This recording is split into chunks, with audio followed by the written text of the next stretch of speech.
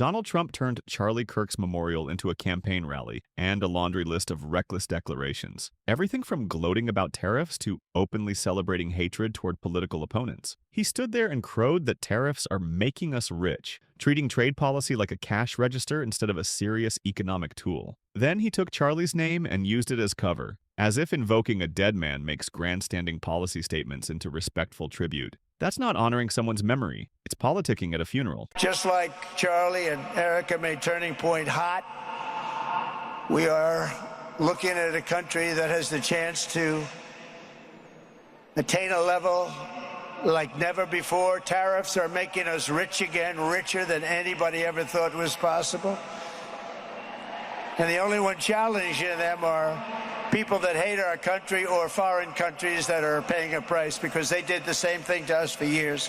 They took advantage of us, but we're making money, we're becoming richer and richer, and we're taking care of our people better and better when we do that, and we can take care of other countries better and better, but we're doing unbelievably well. The tariffs have really been a hold. The election was big, but the tariffs, because of the election, came in. And remember, other nations do that to us. And Charlie understood that. He saw the money. He saw what was coming into our country, and we can use that for Medicare, Medicaid, Social Security, all of these things that we fight so hard for.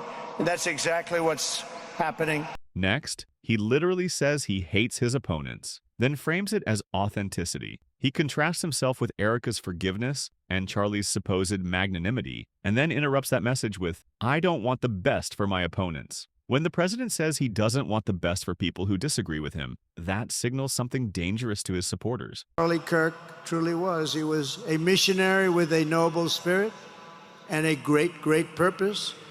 He did not hate his opponents. He wanted the best for them. That's where I disagreed with Charlie. I hate my opponent, and I don't want the best for them. I'm sorry. I am sorry, Erica. But now Erica can talk to me and the whole group, and maybe they can convince me that that's not right, but I can't stand my opponent. Charlie's angry. Looking down, he's angry at me now. Then he goes even further, using Charlie as an excuse to talk about sending federal forces into U.S. cities.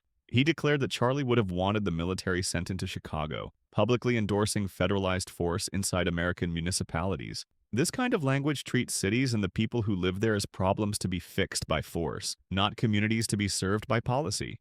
We got rid of, we took out 1,500 career criminals, 1,500. If you have 3 career criminals, that can make a big difference. But I'm so proud of Washington, D.C., and now we're going into Memphis. And we'll get that one straightened out fast. And then we're going into some others, but we're going to go to Chicago, and we're going to have Charlie very much in mind when we go into Chicago. And we'll get that one straightened out. You have an incompetent governor who he thinks it's okay when 11 people get murdered over the weekend. He thinks you don't have any crime when 11 people get murdered and 28 people get shot. He says he's got crime. No, they don't have it under control, but we'll have it under control very quickly. So we're going to be doing that. And Charlie loved what we were doing. He was so proud of what happened. He was there to see it. He's so proud of what happened in Washington, D.C. He also pivoted, unprompted, to a medical bombshell. We found an answer to autism.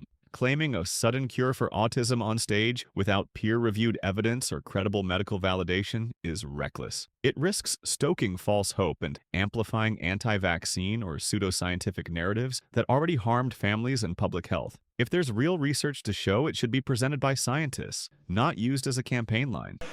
It was Charlie who helped unite MAGA, and you know what MAHA is? That's right, Make America Healthy Again. And tomorrow we're going to have one of the biggest announcements, really medically, I think, in the history of our country. We're going to be doing it with Bobby and Oz and all of the professionals. I think you're going to find it to be amazing. I think we found an answer to autism. How about that? Autism. Tomorrow we're going to be talking in the Oval Office in the White House about autism. how it happens so we won't let it happen anymore, and how to get at least somewhat better when you have it so that parents can help their child, their beautiful child. That's a big one. I've been bugging everybody over there, get the answer to that. He went on to blame the left for violence and promised DOJ investigations into networks of radical left maniacs. That's a classic inversion, painting opponents as the true threats while absolving or ignoring right-wing violence. The record over the past decade shows significant violence from the far right. To deny that or equivalently blame both sides without context is misleading. Many of these people, by the way, are paid a lot of money to do this. They're agitators. They're paid agitators. Remember that? When you see they all have the same beautifully printed sign, every sign is identical, comes out of a top-level print shop. That's not the signs that are made in somebody's basement. Those are paid for by very bad people, and hopefully we're going to be finding out through the DOJ who those people are.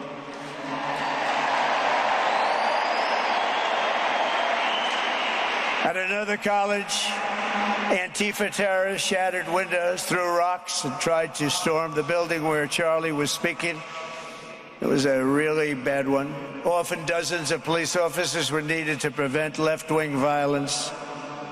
And the violence comes largely from the left. It's a terrible thing. Because you can't let that happen. You can't let that happen. Can't let it happen to a country. The Department of Justice is also investigating networks of radical left maniacs who fund, organize, fuel, and perpetrate political violence, and we think we know who many of them are. But law enforcement can only be the beginning of our response to Charlie's murder. Over the last 11 days, we have heard stories of commentators, influencers, and others in our society who greeted his assassination with sick approval, excuses, or even jubilation. You've heard that. So have I. Couldn't believe it. Some of the very same people who spent the last 8 years trying to sit in moral judgment of anyone who disagreed with them about politics suddenly started cheering for a murder. Incredible. You know the names. They're major losers, by the way. That will be proven out in a short period of time. Some of the very people who call you a hater for using the wrong pronoun were filled with glee at the killing of a father with 2 beautiful young children.